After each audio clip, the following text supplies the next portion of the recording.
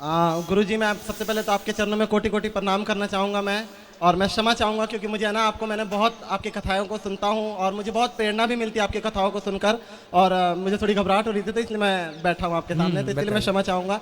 और मैं एक मुस्लिम धर्म से हूँ और मैं ये पूछना चाहता हूँ, मैं सनातन में आ तो गया हूँ, पर मैं ये पूछना चाहता। आप मुस्लिम हैं? हाँ। क्या नाम था आपका पहले? मेरा पहले जावेद नाम था। जावेद। काफ़ी लोग जानते भी होंगे। तो आपने हिंदू धर्म अपना लिया? हाँ हाँ, क्योंकि सबसे पहले मैं एक बात कहना चाहूँगा, क्योंकि काफ़ी लोग मुझसे कहते हैं कि तुम हिंदू बने हो। हिंदू तो मुझे नहीं लगता कि कोई किसी को बना सकता है, क्योंकि हिंदू पैदा ही होता है, मेरा मानना ऐसा है। और ये मुझे ना किसी ने ब्रेन वॉश करा और ना किसी ने कुछ कहा, ये एक ठाकुर जी की कृपा हुई, तब मैं सनातन में आया।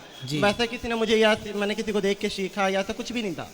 तो मैं सभी लोगों से ये कहना चाहूँगा, और मेरे जो फैमिली वाले हैं वो भी आज। तो आपके फैमिली वाले आपका विरोध नहीं करते कि तुम कहाँ चले? मैं अभी इतना डिप्रेशन में हूँ, पूछो मत। मुझे फ़ोन आ रहे हैं फैमिली वालों के ज़्यादा आ रहे हैं, बाकी अदर तो कोई कुछ भी नहीं कह रहा, पर फैमिली वाले का आज भी मम्मी का फ़ोन आया और वो कहने लगे हमसे कोई मतलब नहीं, हम मर भी गए हैं तो हमारा मुंह मत देखियो तू, हमारी वजह से पूरे रिश्तेदार तेरी वजह से हमें पूरी वो कर रहे हैं, और मतलब हमसे रिश्तेदारी टूट गई है, हमारी एक लड़की है उसकी शादी करनी है, तेरी वजह से उस लड़की की भी ज़िंदगी ख़राब हुई है। तो महाराज जी, मैं ये पूछना चाहता हूँ कि ठाकुर जी से मेरी एक शिकायत है हमेशा कि या तो मुझे पहले इधर का कर देते या उधर का कर देते, ये बीच में ला के मुझे इतना परेशानियों में डालना, और उनको मैं छोड़ नहीं सकता।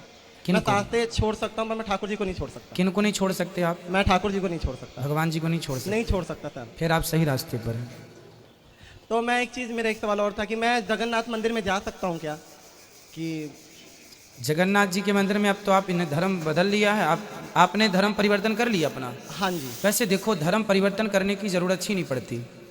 हमारे ठाकुर जी जो है ना, हमारे भगवान कभी ये नहीं कहते कि तुम हिंदू हो जाओगे तो ही हम तुम्हें मिलेंगे। हाँ, भगवान तो कहते हैं कि तुम मुसलमान भी हो, और यदि तुम उसी रूप में मुझे प्रेम कर लोगे तो मैं उसी रूप में तुम्हें प्राप्त हो जाऊंगा। हमारे भगवान कभी नहीं कहते कि तुम धर्म बदलो। नहीं, रस खान जी को उसी रूप में, उसी लिबास में प्राप्त हुए थे भगवान। जब उनकी कृपा हुई तो मैं सब कुछ खाया करता था, पर जैसे उन्होंने कृपा करना स्टार्ट करा तो अपने आप ही छूटने लग गया सब चीज़ों को देखकर, वो मन वॉमिटिंग सी आनी, ये अपने आप होने लग गया। तो ये मुझे नहीं लगता कि मैं छोड़ सकता था या वो करता। आज का टाइम है कि कोई आमलेट भी बनाता है घर के पास में, तो उससे भी मुझे बहुत दिक्कत होती है, ऐसा लगता है जैसे वॉमिटिंग हो जाएगी। तो ये ठाकुर जी की कृपा ही है। पर अपनी माँ का दिल भी ना दुखाओ, आप अपनी माँ से बात करो कि माँ मैं कोई गलत रास्ते पर तो हूँ नहीं, मैं किसी की हत्या नहीं कर रहा हूँ, मैं चोरी नहीं कर रहा हूँ। मैंने समझाया, पर आपको पता है कि वो समाज को लेके चलना है उन्हें, और उन्होंने मुझसे कहा भी कि मुझे अपनी एक बेटी की शादी करनी है और मुझे समाज में रहना है, तो अब मैं क्या कर सकता, मैं ठाकुर जी को भी नहीं छोड़ सकता, तो मुझे समझ नहीं आ रहा। तो आपको ये भक्ति का रोग कब से लगा? मैं बहुत छोटा था, मेरी जो परवरिश हुई है वो मेरी नानी के घर पे हुई है। अच्छा। तो वो नानी के जाने के बाद मामा मामी दिल्ली लेकर आया, उन्होंने मुझे 11 साल की एज में काम पे लगा दिया। तो मुझे तो काम वाम का पता नहीं था, मैं वहाँ बैठा रोता था। तो मेरे ख्याल 2012, एक साल बीत गया, समय ऐसा बीत जाता और पता भी नहीं लगता, और आदत पड़ जाती है उस चीज़ को झेलने की। तो वहाँ पे एक पन्नी आया करती थी, मतलब जैसे हम लोग या आटा चावल वगैरह पैक करते हैं ना, तो वो पन्नी आया करती थी। तो उसमें कृष्णा पन्नी के नाम से आया करती थी, और उसमें छोटी सी कृष्ण जी की छवि छपी हुई थी। उन्होंने हाथ में मुरली रखी, मुझे पता नहीं था उस टाइम पे कृष्ण क्या है, और मुझे बिल्कुल भी इस चीज़ का अंदाजा नहीं था। तो मुझे बार बार ऐसा लगता ना कि कुछ टाइम बाद कि वो मुझे देख रहे हैं, वो कभी इशारे कर रहे हैं। तो मैं आंटी को बोलूँगा, आंटी ये देखना, ये जो फोटो बनी मेरे को देखता है और कभी कभी इशारे करता है। तो आंटी कह रही, तो मतलब उन आंटी को लगता था कि बच्चा है या वैसी पागलपंती वाली बात है, ऐसा कुछ भी नहीं होता। वो मुझे बार बार कहती, मैंने कहा आंटी आप जाओगे फिर ये ऐसी होगा। और कई बार मैं दोपहर की रोटी खाता था तो मुझे ऐसा लगता था जैसे मुझसे कह रहे कि मुझे भी भूख लगी, मेरे को भी दे। तो मैं आधी रोटी निकाल कर और सब्जी देता था, और भगवान जाने वो कहाँ जाता था मेरे को बिल्कुल नहीं पता। और फिर उसके बाद से इतना उनसे प्रेम हो गया कि मैं उस चिट को उखाड़ कर अपने साथ लेकर आया, डेली ले आता। फिर उसके बाद से जो मेरे मामा मुमा थे उनसे वो लोग मुझे मारने पीटने लग गए कि तू ये क्या कर रहा है, ये है वो है, जो भी हो। और उसके बाद से फिर मैं 13 साल का जब हुआ था मैंने घर को छोड़ दिया, क्योंकि उस टाइम में पता ही नहीं लगता था। और मैं खुद कई बार सोचता हूँ तो भाई 13 साल की एज बहुत कम होती है, मैंने कैसे वो करा, वो समय ठाकुर जी तो पता नहीं लगा। तो मुझे लगता है कि ठाकुर जी की कृपा है, और ये वहीं से हुई है। किसी ने ना मुझे सिखाया, ना मैं जिस फैमिली में काम करता था वहाँ भी ऐसी नहीं कह सकते कि वहाँ पे बहुत ज़्यादा भक्ति थी, वहाँ पे नॉर्मल भक्ति थी। तो ऐसा कुछ भी नहीं है। तो ये मुझे कई लोगों की शिकायत है कि मुझे मेरा ब्रेन वॉश किया गया है या वैसा किया, तो ऐसा कुछ भी नहीं। किसी सनातन ने, किसी ने भी मेरा ब्रेन वॉश नहीं करा, मैं अपनी मर्जी से आया हूँ। और मुझे उसमें भी कोई दिक्कत नहीं थी कि मैं दोनों को लेके चल रहा था, पर लोगों ने मुझे इतना परेशान कर दिया, तो मैंने वो धोबी का कुत्ता घर का ना घाट का, वो वाली सिस्टम हो गया था। मैंने कहा फिर सनातन में आ जाऊँगा, क्योंकि मैं कान्हा जी को नहीं छोड़ सकता। तो अभी कहाँ रहते हैं आप? अभी मैं दिल्ली में रहता हूँ, और ठाकुर जी की थोड़ी दया हुई तो ब्रजवास कर लूँगा बहुत जल्द, और आपका आशीर्वाद रहा तो गुरु जी। बिल्कुल ठीक है। सनातन धर्म में और मुस्लिम धर्म में क्या अंतर लगा आपको? आप तो मुसलमान में जन्म लिए हैं और सनातन को फॉलो कर रहे हैं, ये बताइए दोनों में क्या अंतर? ये लोग लड़ते क्यों हैं धर्म को लेके? मुझे तो ये पता नहीं, क्योंकि मैंने इतनी उन चीज़ों में पढ़ाई नहीं कर रखी। सनातन मुझे ऐसा लगा कि सनातन एक शांत धर्म है, जहाँ मन को शांति मिलती है और किसी के लिए मतलब किसी जानवर को काटना पीटना नहीं होता। तो सनातन इसलिए भी बहुत ही अच्छा है क्योंकि हम किसी का जान लेकर अपना त्यौहार वगैरह नहीं मनाते। जी, जैसे कि होली हो गई, दिवाली हो गई, तो कभी भी ऐसा नहीं होता कि किसी हमारे यहाँ दीपक जला करके हाँ, त्योहार दीपक मनाते हैं। जलाकर और मिठाइयों के साथ। तो ये बहुत अच्छा है और अच्छा लगा सनातन बहुत। और अब भी मैं सनातन में ही हूँ, तो मैं अपने आप को सनातन ही मानता हूँ। बिल्कुल, आप पूर्ण सनातनी हैं। इस धरती पे प्रत्येक जीव सनातन ही है मेरे भाई। रास्ता भटक गए हैं लोग, बस ये समझो, रास्ता भटक गए हैं लोग।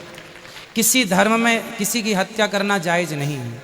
आपको क्या लगता है, किसी की हत्या करना सही है? नहीं, ये तो बिल्कुल गलत बात है, क्योंकि धर्म को अगर वैसे भी लेके चलें तो धर्म को ना के लेकर भी चले तो लोग एक्चुअली बहुत सनातन जो लोग खाते हैं उनसे भी मेरा वो चाहे जो भी खाए वो, क्योंकि जान सबके अंदर होता है। मैं पहले छोटा था तो मैं जाया करता था मुर्गे की शॉप पे, तो वहाँ एक मुर्गा इतना तड़पता है कि उसको देखकर अब जब देखता हूँ तो मुझे ऐसा लगता है कि भाई क्या हो रहा है ये उसके साथ। वो इतना तड़पता है, अगर कोई जाके उसको करता हुआ देख लेना, मैं लोगों को कहता हूँ कि छोड़ दो, तो लोग कहते हैं कि हम थोड़ी ना काट रहे हो, तो वो काट रहा है। तो सर ये गुरुजी, मैं चाहूँगा इसके ऊपर भी कुछ आप बताएं कि जो लोग ये कहते हैं हम नहीं काट रहे हैं, वो काट रहे हैं, हम जान नहीं ले रहे हैं। भाई पर आपके कारण ही तो वो मर रहा है। हाँ, मैं भी आप यही ग्राहक बन करना चाहते तो उसकी हत्या ना होती। तो मेन जिम्मेदार हत्यारे तो वो ही हैं जो ग्राहक बन के गए हैं, और गुरुजी असली हत्यारे वो हैं। मेरा एक सवाल और भी है कि बहुत हमारे सनातन लोग हैं जो इन लोगों को किराए पे देते हैं, जो मुर्गा मर्गा काटते हैं, जो भी धर्म से मुझे नहीं पता, पर उनके लिए भी कुछ आप मतलब उनको इस चीज़ का पाप लगेगा नहीं लगेगा? बिल्कुल पाप तो देखो किसी की, हमारे सनातन धर्म में तो लिखा है अहिंसा ही परमो धर्मा। हमारे यहाँ तो चींटी को भी आटा डाला जाता है, कुत्ते को रोटी, गाय को रोटी निकाली जाती है। जीव मात्र की रक्षा करना, जीव मात्र की सेवा करना। हमारे यहाँ एक राजा हुए हैं जिनका नाम है राजा शिवी, जिन्होंने एक पक्षी के लिए अपने शरीर का बलिदान दे दिया था, काट करके दे दिया था। एक पक्षी की रक्षा के लिए उनकी गोद में एक पक्षी उड़ के आ गया, तो जिसने पकड़ा था उसने कहा ले दो हमें, हम इसको खाएंगे। अब राजा ने कहा मेरी शरण में आ गया, मैं नहीं दे सकता। तो ये वो धर्म है सनातन धर्म, जहाँ एक पक्षी की रक्षा के लिए एक बहुत बड़ा राजा अपने आप का बलिदान देता है। अंत में भगवान प्रसन्न हो गए कि धन्य हो राजा, आपके अंदर जितनी दया है, इस दया से हम स्वयं बिक गए आपसे। और महाराज जी एक सवाल मेरा और भी है कि बहुत सारे डाउट है कि मैं संकीर्तन करता हूँ। एक्चुअली क्या करते हैं? मैं संकीर्तन ही करता हूँ। क्या गाते हैं आप? मैं कृष्ण संध्या। तो मैं ये पूछना चाहता हूँ कि जो भी मेरे से लोग कराते हैं, अब क्योंकि इस तरीके की बातें चल गई कि ये संकीर्तन करेगा तो हमें इसका पुण्य नहीं लगेगा, तो मैं ये पूछना चाहता हूँ कि अगर मेरे करने से किसी को पुण्य नहीं लगता तो भाई मैं नहीं करूँगा। नहीं, आपका जो पुण्य है वो आपके पास है। आप जो भी पुण्य करेंगे, आप जो भी पुण्य करेंगे, जो भी अच्छा कार्य करेंगे, उसका फल आपको निश्चित मिलेगा, उसका कहीं नहीं गया। मैं अच्छा करूंगा मुझे मिलेगा, ये अच्छा नहीं, करें। महाराज जी मैं ये पूछना चाह रहा हूँ कि जो मेरे से करवाते हैं उन लोगों को, अब जैसे वृंदावन में बहुत सारे मंदिर हैं, हाँ, उन मंदिरों में कीर्तन के लिए लोग बुलाते हैं कि आप आके 2 घंटे कीर्तन करो, आप भी करो, तो आप कीर्तन कर सकते हैं। वो तो वहाँ की नियमावली है, कीर्तन करना है, कर सकते हैं, कोई दिक्कत नहीं है। आप अपनी माँ को, अपने पिताजी को समझाइएगा कि वो परेशान ना हो, आप सही जगह हैं। सनातन धर्म मीन्स आप खुद कह रहे हैं कि शांति का अनुभव है। पूरी दुनिया आज नहीं कल इसी शांति की ओर बढ़ेगी जिस शांति की ओर आप आज बढ़ गए हैं। ठीक है, और कोई सवाल आपका? नहीं गुरुजी, मैं एक छोटा सा भजन आपके दरबार के लिए गाना चाहता हूँ। हाँ गाइए। मुरारी मैं रहमत के सदके तुम्हारी, मुरारी मैं रहमत के सदके तुम्हारी, जो चरणों में ये सर झुकाना मिला है, बड़े भाग्यशाली है वो तेरे बंदे जिन्हें आप सा आशियाना मिला है। महाराज जी मैं कहना चाहूँगा कि जितने भी लोग हैं वो बड़े भाग्यशाली हैं जो इस कथा पंडाल में बैठे हैं, और हर सवाल का मुझे आज लगा कि कुछ जवाब मुझे मिला जो मैं खुद तलाश रहा था।